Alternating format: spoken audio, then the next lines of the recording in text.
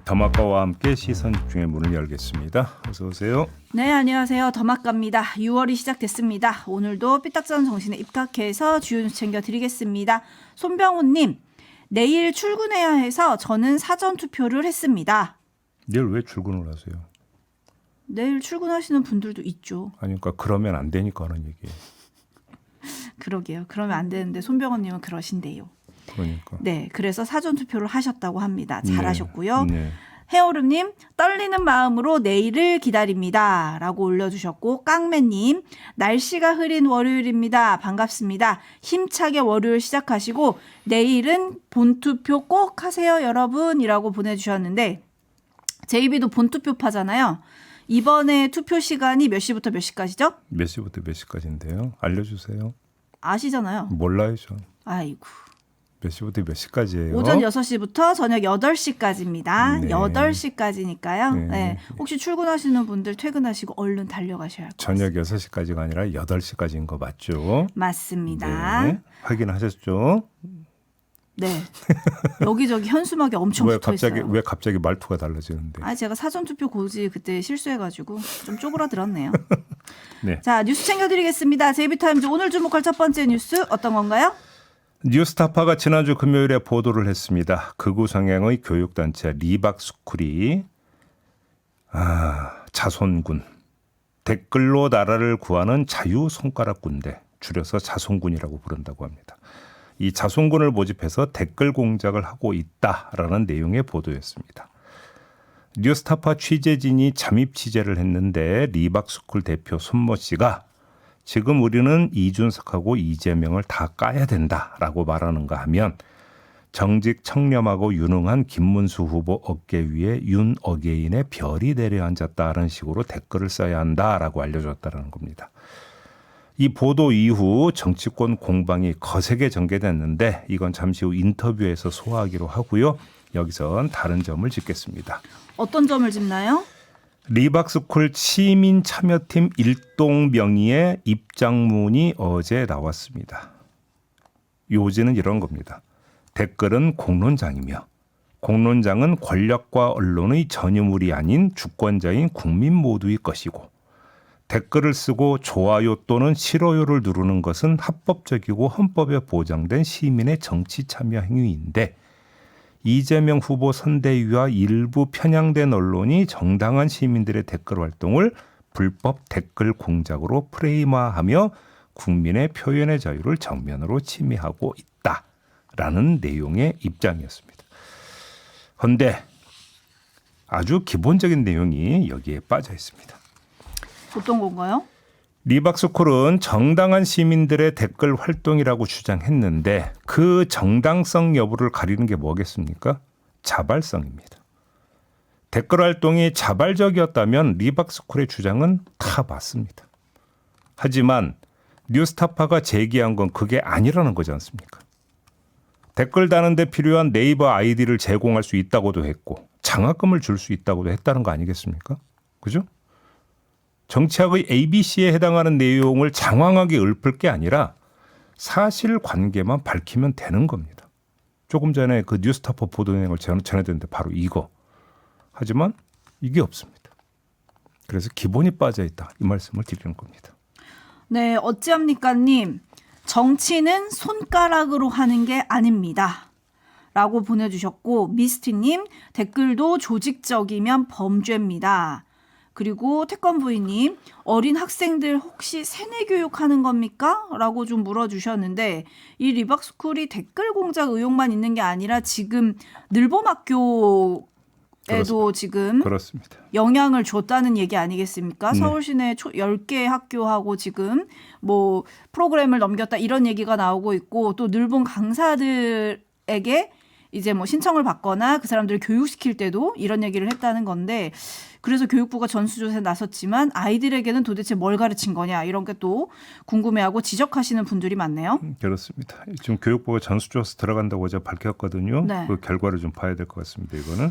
네. 그리고 물프레님 정당에서 돈 주고 고용했습니까? 라고 물어주셨고 제이영님 창의교사 자격증 준다고 댓글 부대 모집하는 건 도대체 뭐가 정당한 겁니까? 라고 물어주셨고 야리님은 리박이 이승만 박정희의 성을 딴 겁니까? 라고 물어주셨는데 맞죠 이게? 예, 그렇다고 하던데. 이승만의 리, 박정희의 박. 그렇습니다.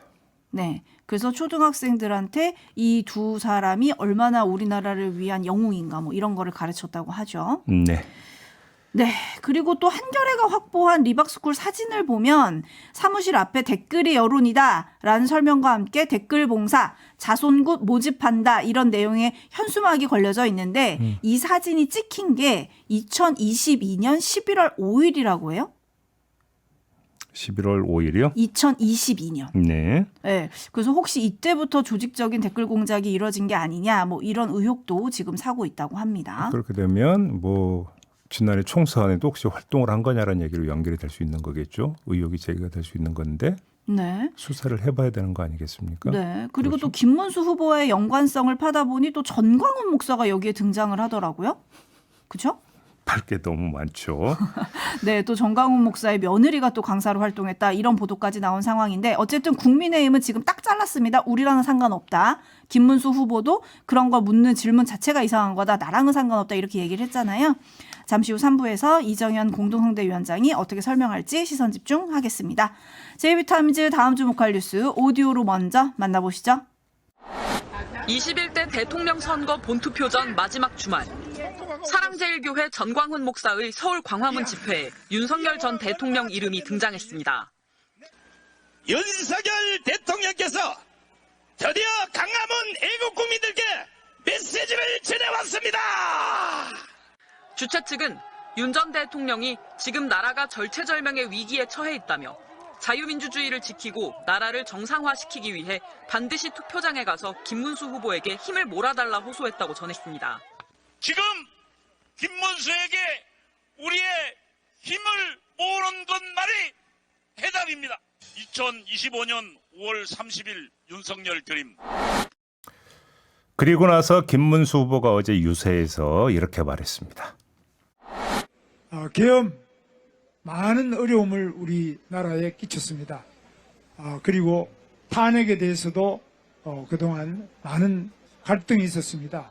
여기에 대해서 저희는 깊이 반성하고 새로운 다짐을 하지 않으면 대한민국이 다시 위대한 나라가 될 수는 없다고 생각합니다. 네, 김문수 후보가 이렇게 말하는 거 보니까 국민의힘에게는 윤석열 전 대통령이 불청객인 건가요? 뭐 불청객인데요.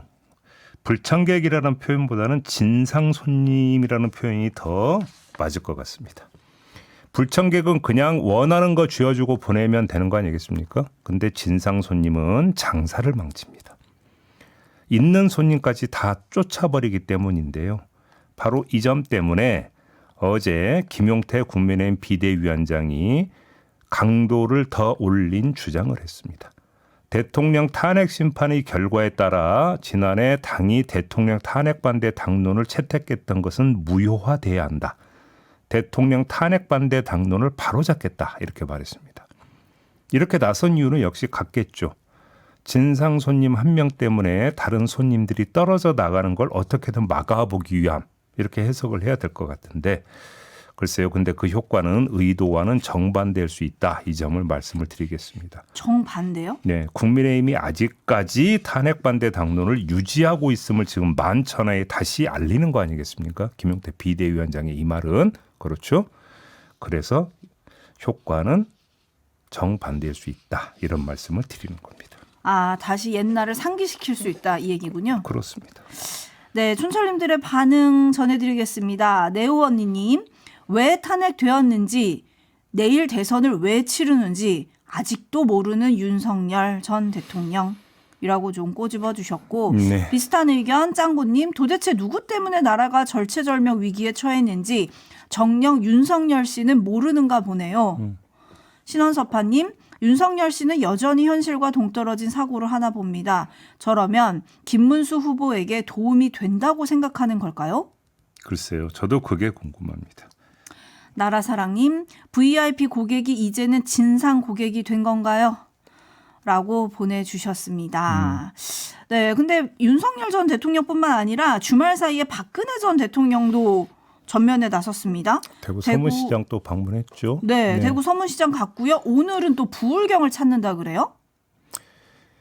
그러니까 영남 지역에서의 지지세를 조금이라도 공고화하기 위한 그런 차원으로 이해를 해야 될 것 같은데 그럼 이거는 도움이 됩니까? 어느 김문수 정도 후보는? 영향이 있는지는 좀 봐야 되는 것 아니겠습니까? 왜 그러느냐? 박근혜 전 대통령의 영향력이 그렇게 컸다면 박근혜 전 대통령의 영향권 안에 있었던 인물들의 국민의힘 안에서의 경선 통과나 본선 통과가 시군죽 먹기였어야 되는데 과거를 돌아보면 또 과연 그러했는가를 한번 따져봐야 되기 때문입니다. 그렇지 않습니까? 네. 떠오르는 인물이 누군지 기억나시겠습니까? 뭐 나중에 의원이 되기는 했지만은요. 네. 누구를 말씀하시는 건가요? 뉴스와 분석이 함께하는 제이비타임즈 다음 주목할 뉴스는요? 한국일보가 보도한 내용 전해드리겠는데요. 경찰이 지난달 30일 김성훈 경호처 차장을 불러서 조사를 했다고 하는데 이런 내용이 나왔다고 합니다. 12월 7일 윤석열 전 대통령으로부터 2차례 연락을 받았다고 합니다. 윤석열 전 대통령은 김성훈 차장에게 네가 통신을 잘 안다며 서버 관련 규정이 어떻게 되나? 서버 삭제는 얼마 만에 한 번씩 되나? 라고 물었고 김성훈 차장은 확인해 보겠다고 대답을 했다고 합니다. 그리고 나서 직후에 윤석열 전 대통령이 다시 전화를 걸어와서 수사받는 사람들 비화폰을 그렇게 놔둬도 되는 거냐? 조치해야지. 그래서 비화폰이지? 라고 이야기를 했다는 겁니다. 이에 네. 따라서 김성훈 차장이 즉시 경호처 통신 담당 실무진에게 전화해서 보안 조치, 결국 이게 로그아웃, 이걸 요구를 했는데 이른바 사령관 3명의 비화폰 원격 로그아웃, 보안 조치는 경호처 실무진의 반발로 이루어지지 못했다고 합니다. 요거는 그 전에 좀 나왔던 이야기인데요. 아무튼 이런 진술 내용이 나왔다고 하는데 자, 이 대목에서 우리가 눈여겨봐야 되는 게 있습니다. 김성훈 전 차장이 한국일보 기자한테 이 이야기를 했다는 겁니다. 왜 했을까요? 12월 6일 날 지워졌다는 윤석열 전 대통령의 전화, 홍장원 전 국정원 1차장, 그다음에 누구였죠? 김봉식 서울경찰청장. 전 네. 서울경찰청장 관련해서 로그아웃 조치는 자신과 무관하다. 선을 그었다고 합니다. 지시한 적 자체가 없고 이미 지워진 뒤에 보고받았다. 무엇을 12월 6일에 원격 삭제를 했다라는 그것과 관련해서 이렇게 이야기를 했다고 합니다. 자, 여기서 윤석열, 홍장원, 김봉식 세 사람의 비화폰 원격 삭제가 된 건 12월 6일입니다.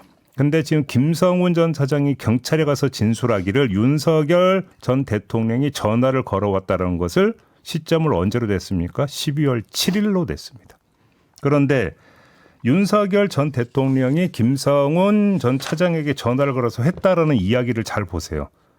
맥락으로 보면은 비화폰 삭제와 관련해서 처음으로 지시를 내리는 식으로 지금 대화가 구성이 되어 있습니다. 이렇게 되면 뭐가 미궁에 빠집니까? 12월 6일에 원격 삭제의 지시자가 누구였느냐가 미궁에 빠지게 됩니다. 그걸 노리는 거 아니에요? 바로 그 점을 노리고 지금 이런 이야기를 하고 있는 것이 아니냐라는 의심을 살만하다. 저도 바로 이 점을 지적을 하는 겁니다. 네. 그러면 쉽게 그러면 12월 6일 날 윤석열, 홍장원, 김봉식 세 사람 비화폰 원격 삭제된 것은 나도 몰라.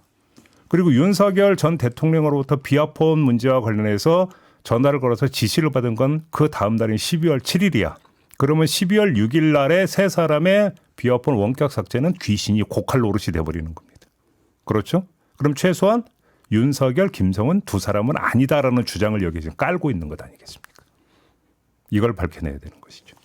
네, 근데 저희가 지난주에 국회 행안위 야당 간사인 민주당 윤건영 의원과 인터뷰에서 네. 12월 6일 삭제 지시와 관련해서 김성훈 전 차장이 강압적으로 구두 지시를 했다, 속어. 네. 그래서 그 직원들이 좀 반발을 했었는데 워낙 강압적으로 해서 버틸 수가 없었다 이런 얘기를 했었잖아요. 네. 그게 이제 경찰에서 어느 정도 파악이 된 것처럼 얘기를 했었기 때문에 과연 이게 맞는 건지 아니면 김성훈 차장이 말했다는 12월 7일에 진짜 처음으로 서버 삭제와 관련한 대통령의 전화를 받은 건지 이거는 결국 수사로 밝혀져야겠네요. 근데 여기서 또 하나 봐야 될 게 그럼에도 불구하고 윤석열 전 대통령이 비아폰 삭제를 지시한 것처럼 지금 했다는 거 아니겠습니까?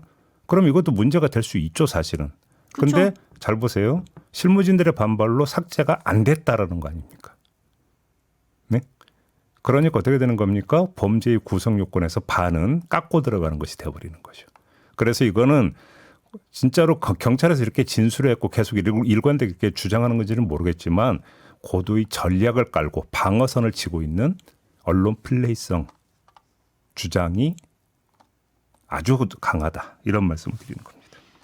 네, 모래내 낑깡님이 비화폰이 무섭긴 한가 보네요. 제발 서버가 100% 복구됐기를이라고 올려주셨고 권광윤님은 수사에 혼선을 주기 위해서가 아닐까 싶습니다.라고 좀 올려주고 계신데 결국 수사로 밝혀야 되는 거잖아요. 그렇습니다. 네, 수사가 어떻게 진실을 밝혀낼지 시선 집중하겠습니다. 다음은 네. 그 주말에 있었던 서울 지하철 5호선 방화 사건 관련 뉴스 리포트부터 좀 들어보시죠.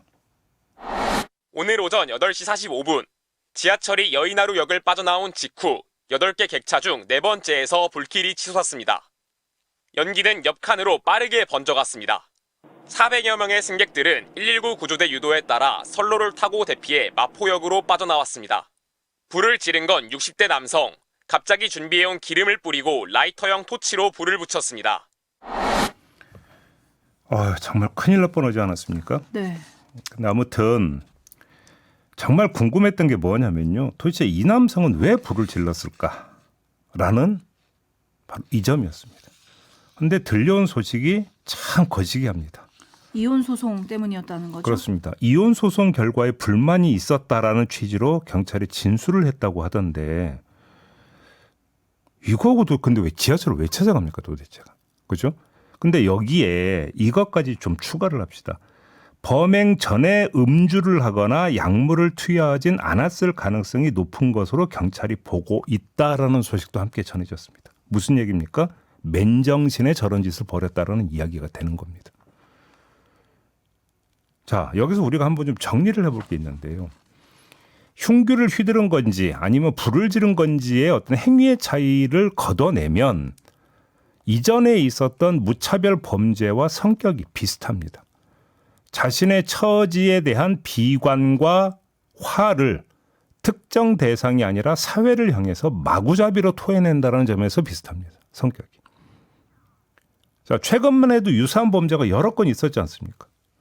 문제는 이런 범죄의 예방이 현실적으로 어렵다라는 것입니다. 언제 어디서 누가 하고 나올지 튀어나올지 알 수가 없다라는 겁니다. 결국 초점은 대처에 맞춰져야 하는데 이 지하철 기관사와 승객들의 차분한 대처 정말로 눈길이 갔던 게 바로 이것 아니겠습니까? 정말 너무너무 잘하셨다 이런 말씀 좀 드려야 될 것 같고요. 바로 이런 대처만이 이렇게 사회를 향한 마구잡이 범죄의 그 파장을 최대한 줄일 수 있는 그런 방법이 아닌가 이런 생각을 한번 해봤습니다. 네, 열차 한량이 일부가 소실이 되면서 소방추산 3억 3천만 원의 피해가 났는데 사실 이 피해 금액보다 더 놀란 건 시민들이잖아요. 그렇죠? 울트라 왕 당근님도 재난 문자 받고 너무 놀랐습니다라고 하셨는데 아마 많은 분들이 대구 지하철 참사를 떠올리셨을 거예요. 당연히 그 떠올리게 될 수밖에 없는 거죠. 네, 옥황상제님도 대구 지하철 참사가 생각이 나서 간 떨어지는 줄 알았습니다. 라고 올려주셨고 성난 가브리엘라님 아니 자기 이혼 소송이랑 지하철 시민들이 무슨 연관이 있다고요. 정말 한심합니다. 라고 올려주셨고 기억지읒님은 기관사와 시민들의 침착함이 참사를 막았습니다. 고맙습니다. 라고 올려주셨고 담쟁이 넝쿨님 저 사람도 누구처럼 자기는 정당하다고 하겠죠? 라고 올려주셨고 좀 빠르게 올라가서 제가 아이디를 기억을 못하겠는데 어떤 분은 대한민국 사회가 참 많이 아픈 것 같다. 이걸 어떻게 풀어야겠냐. 예, 예. 너무 답답하다. 이런 글도 올라왔었거든요. 예, 최근에 이렇게 어떤 뭐냐면 자신의 울분, 화를 사회를 향해서 막 그냥 뭐 토해내는 그러면서 마구잡이 범죄로 이어지는 경우가 지금 반복이 되고 있거든요. 조금 전에 촌철님도 바로 그 점을 좀 지적을 하신 것 같은데 좀 더 주의를 기울이고 제대로 좀 대처를 해야 된다 이런 말씀을 좀 드리는 겁니다. 자 마무리하죠. 담화가 수고하셨습니다. 고맙습니다.